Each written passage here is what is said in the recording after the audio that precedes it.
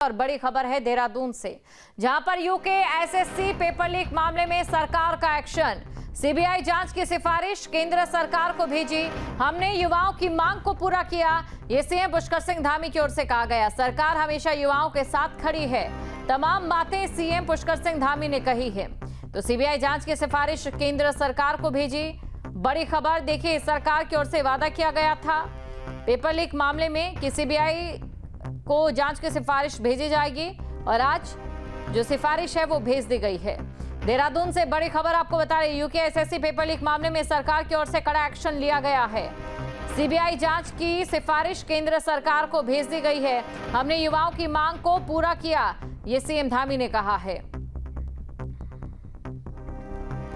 मैं तो कांग्रेस के लोगों से कहना चाहता हूं कि हमने तो जो छात्र मांग कर रहे थे या छात्रों को कोई भी शंका थी, किसी प्रकार का कम्युनिकेशन गैप था, हमने उनकी मांगों पर कार्रवाई करते हुए सीबीआई के लिए संस्तुति कर दी है, भारत सरकार को भेज दिया है। और भी जो छात्रों की न्यायोचित मांगें होंगी, उन सभी मांगों पर हम आगे भी कार्रवाई करेंगे। लेकिन बड़ा प्रश्न चिन्ह ये है, मैं आपके माध्यम से ही पूछना चाहता हूँ कि शायद कांग्रेस पार्टी ये कार्यक्रम तो कर रही है सीबीआई को लेकर, लेकिन आपने देखा होगा देश हो या देहरादून हो या अन्य शहर हो, सीबीआई को लेकर अक्सर वो सवाल खड़े करते रहते हैं। सीबीआई पर तमाम प्रकार के आरोप लगाते रहे हैं, ईडी पर आरोप लगाते रहे हैं। तो मुझे लगता है कि आपस में अगर इन्होंने बातचीत की होती, कांग्रेस पार्टी के बड़े नेताओं ने जो उत्तराखंड में हैं, तो शायद पता नहीं कार्यक्रम होता कि नहीं होता।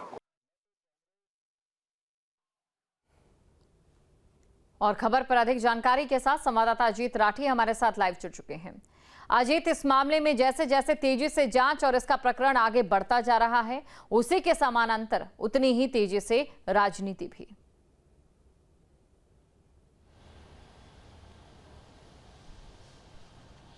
हाँ बिल्कुल, देखिए ये कल ही सरकार ने एक आदेश जारी किया है, एक नोटिफिकेशन होता है, एक अधिसूचना जारी की जाती है फॉर्मल तौर पर कि जो राज्य अपने यहाँ किसी प्रकरण की सीबीआई जांच कराना चाहते हैं तो वो एक अधिसूचना जारी करके सीबीआई को भेजते हैं। तो ये कार्मिक मंत्रालय भारत सरकार यानी पीएमओ में जाती है, तो वहाँ से फिर सीबीआई को अलर्ट किया जाता है। सीबीआई फिर उसको देखती है फैक्ट फाइंडिंग करके कि वो मुकदमा, वो प्रकरण, वो घटना उसके लायक है कि नहीं है, या उसमें ऐसे कुछ अनछुए पहलू हैं या ऐसे कुछ मतलब अदृश्य चीज़ें हैं जिनको स्टेट पुलिस खोजने में नाकाम है। तो बहुत सारी चीज़ों पर मतलब वो मंथन करके तब वो आगे बढ़ती है। फिलहाल राज्य सरकार ने अपना काम पूरा कर दिया है और आपको याद होगा कि पिछले दिनों मुख्यमंत्री पुष्कर सिंह धामी ने धरना स्थल पर युवाओं के बीच जाकर ही इस बात की घोषणा की थी कि हम आपकी मांग मान रहे हैं और इस पूरे मामले की सीबीआई जांच करा रहे हैं। वो सीबीआई जांच की जो पहली फॉर्मेलिटी थी, तो उत्तराखंड सरकार के गृह विभाग की तरफ से एक अधिसूचना जारी होने की, वो कल जारी हो गई है। अब सीबीआई इस पर मंथन करेगी कि उसको आगे क्या करना है।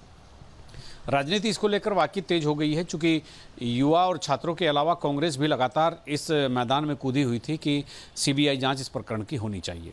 तो मुख्यमंत्री ने वही तंज कसा है कि कई बार तो कांग्रेस सीबीआई को और ईडी को बदनाम करने की एक एजेंसी बताती है, उनके मिसयूज की बात करती है, और सीबीआई ईडी से जो भी जितनी भी चीज़ें होती हैं कांग्रेस को उन पर यकीन भी नहीं होता। आज यहाँ पर पेपर लीक मामले में कांग्रेस सीबीआई जाँच की मांग कर रही है, जबकि जो कि उसको नहीं करना चाहिए, चूँकि कांग्रेस को इन दोनों एजेंसियों पर कोई भरोसा ही नहीं है।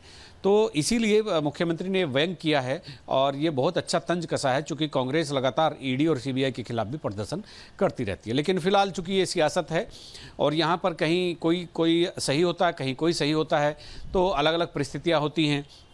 तो इसी को लेकर के सीबीआई जांच का एक फैसला यहाँ से हो गया है और लिखित में उसका आदेश जारी कर दिया गया है। अब बस इंतजार है कि सीबीआई कब उधर से एक लेटर जारी करके अपनी सहमति देती है कि हम इस मामले को टेकअप कर रहे हैं। तो जितना भी अभी जो एसआईटी जांच कर रही है, तो एसआईटी जैसे ही जांच करेगी तो वो जांच सीबीआई के हवाले हो जाएगी। जितनी भी इन्वेस्टिगेशन होगी और सीबीआई उससे आगे की तरफ बढ़ेगी कि इस मामले में और व्यापक और बहुत विस्तार से एक जाँच करके, एक वृहद जाँच करके फिर इसको सबमिट किया जाए और कोर्ट में इसकी चार्जशीट फाइल की जाए, ताकि दूध का दूध और पानी का पानी हो सके। यहाँ पर परीक्षा को लेकर के, खासतौर पर सरकारी नौकरियों की परीक्षाओं को लेकर के जो अविश्वसनीयता यहाँ पर फैली हुई है, उसको कायम करने में सीबीआई की ये जांच बहुत बड़ा योगदान देने वाली है, अगर इसकी ठीक से निगरानी होती है तो। जी बिल्कुल, देखिए लगातार अजीत हम पेपर लीक मामले के इस पूरे प्रकरण को लेकर अपडेट तो दे ही रहे हैं, लेकिन बीजेपी की जो राजनीतिक रणनीति है उस पर भी यहाँ बात कर लेते हैं।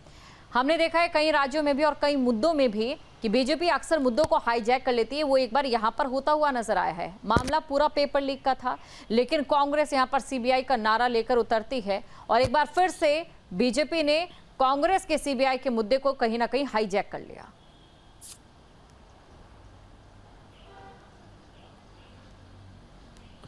नहीं, देखिए ये चूंकि दो तीन एंगल थे उसमें। कांग्रेस भी लगातार सीबीआई जांच की मांग कर रही थी और भाजपा के भीतर एक बड़ा ग्रुप था जिसको लीड कर रहे थे पूर्व मुख्यमंत्री त्रिवेंद्र सिंह रावत, वो भी सीबीआई जांच की लगातार मांग कर रहे थे। और सरकार ने तकरीबन आंदोलन के 8वें दिन ये सीबीआई जांच की मांग मानी और मुख्यमंत्री धरना स्थल पर गए, तो तब उन्होंने इसका ऐलान किया कि मैं युवाओं की मांग पर सीबीआई जांच करता हूँ, सीबीआई जांच की घोषणा करता हूँ। वो धरना खत्म हो गया। तो चूंकि पूर्व मुख्यमंत्री त्रिवेंद्र सिंह रावत भी इस बात को लेकर काफ़ी मुखर थे कि अगर छात्रों की, युवाओं की अगर ये मांग है और इस मांग से भरोसा लौटता है और अच्छी इन्वेस्टिगेशन होती है तो इसमें क्या बुराई है।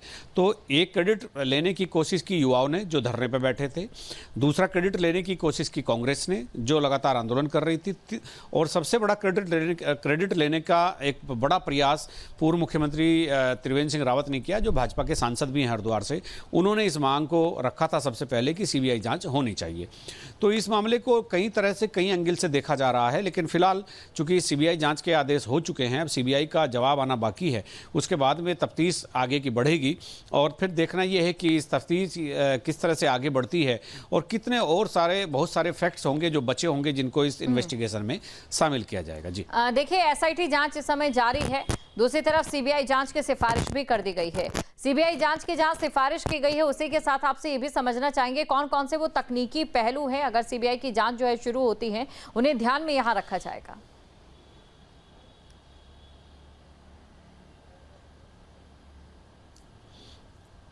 देखिए, सबसे पहली तो एक फॉर्मेलिटी थी स्टेट गवर्नमेंट की तरफ से, जो अधिसूचना कल जारी हुई है रात में गृह विभाग की तरफ से। अब सीबीआई तकरीबन 7 से 8 दिन लेगी।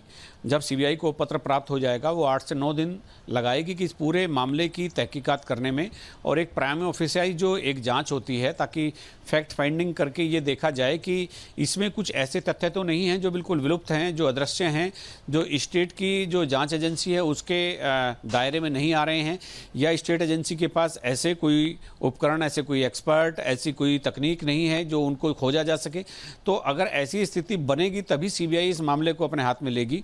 अन्यथा हमने पहले भी देखा है, चूंकि जो ये ओपन एंड शट केस होते हैं, जो बहुत खुले केस होते हैं, तो सीबीआई उनको लेने से मना भी कर देती है और नहीं, और वो कर भी लेती है। चूंकि सीबीआई के फॉर्मेट में कोई भी केस फिट होना चाहिए। सीबीआई 2-3 तरह से काम करती है। एक तो पीएमओ के निर्देश पर वो चलती है, वो सीधे पीएमओ से कोई आदेश आए, दूसरा हाई कोर्ट, सुप्रीम कोर्ट कोई आदेश करे, और तीसरा कोई राज्य अपने यहाँ के किसी प्रकरण की सिफारिश करे। लेकिन वो सीबीआई के व्यवहार पर डिपेंड करता है कि वो जांच, वो प्रकरण सीबीआई इन्वेस्टिगेशन के मानकों पर खरा उतरता है कि नहीं उतरता है। तो जैसे ही ये उनको लगेगा कि ये सीबीआई जांच के लायक केस है, तो वो फिर उसको ऑक्यूपाई कर लेगी, उसको टेक ओवर कर लेगी और उस इन्वेस्टिगेशन को आगे बढ़ाएगी। फिर सीबीआई का जांच करने का एक अलग आउटलुक होता है। तो वो चूंकि देश की सबसे बड़ी जांच एजेंसी है वो फिर देखेगी किन किन बिंदुओं पर बात होनी चाहिए, किन किन बिंदुओं पर जांच होनी चाहिए, किन किन लोगों से और पूछताछ होनी चाहिए, कौन कौन लोग इसमें प्रत्यक्ष अप्रत्यक्ष रूप से शामिल हैं। तो ऐसी तमाम बिंदुओं को, तमाम पहलुओं को सीबीआई उजागर करेगी और वो सतह पर लाएगी, और तब वो फिर इन्वेस्टिगेशन अपनी शुरू करेगी। जी बिल्कुल अजित, और देखिए, पहाड़ की शांत वादियों को पेपर लीक के इस मुद्दे ने पूरी तरह से गरमा दिया है। बात अगर करें देश की, तो 2 ही राज्य हैं जहां तक मेरी जानकारी में, राजस्थान और उत्तराखंड, जहां पर नकल विरोधी कानून है। और जब ऐसे राज्यों से इस तरीके का कोई मामला निकलकर सामने आता है, तो वाकई राजनीतिक अपने चरम पर होना स्वाभाविक है।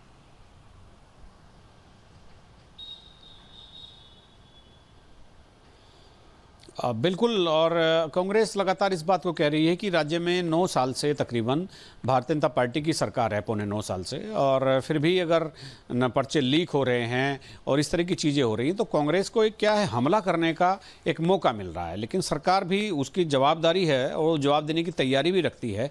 तो इसीलिए पुष्कर सिंह धामी सरकार एक नकल विरोधी कानून यहाँ पर लेकर के आई और एक सख्त नकल विरोधी कानून यहाँ पर लागू किया। लेकिन चूंकि सिस्टम इतना व्यापक, इतना बड़ा होता है, तो कहीं ना कहीं कोई एक लूपहोल रह जाती है, कहीं ना कोई कमी रह जाती है, और पूरा फुल प्रूफ सिस्टम बनाने की एक ज़रूरत यहाँ पर भी है और हर राज्य में है, और राजस्थान में भी उसकी ज़रूरत है। क्योंकि युवाओं के सपनों का जो एक महल होता है उसका भरभरा कर गिरना बहुत ही निराशाजनक होता है और सरकार के प्रति अविश्वास पैदा करने जैसी स्थिति हो जाती है। तो इसीलिए सरकार अपनी तरफ से कोई कसर बाकी नहीं छोड़ना चाहती, और उन्होंने यूथ ने मांग की सीबीआई जांच की तो उन्होंने सीबीआई की जांच की मांग कर दी है। तो अभी देखना यही है कि ये इन्वेस्टिगेशन की जो एक शुरुआत होगी, फिर ये पूरी जांच का जो ऊंट है ये किस करवट बैठेगा और कौन कौन लोग इसके दायरे में आएंगे, सरकारी अधिकारियों की क्या जवाबदेही होगी, केंद्र अधीक्षक की जहां से पर्चा आउट हुआ है उसकी क्या जवाबदेही होगी। तो ये तमाम ऐसी चीजें हैं जिन पर सीबीआई बहुत व्यापक तौर से काम करने वाली है। जी बिल्कुल, शुक्रिया तमाम जानकारी को दर्शकों तक पहुंचाने के लिए। जहां भक्ति है हर शब्द में, कथाओं में छिपे हैं दिव्य रहस्य और ज्योतिष देता है जीवन को दिशा। धर्म से जुड़ी हर बातों को जानने के लिए हमारे चैनल स्तुति को सब्सक्राइब करें। चैनल पर जाने के लिए इस लिंक पर क्लिक करें।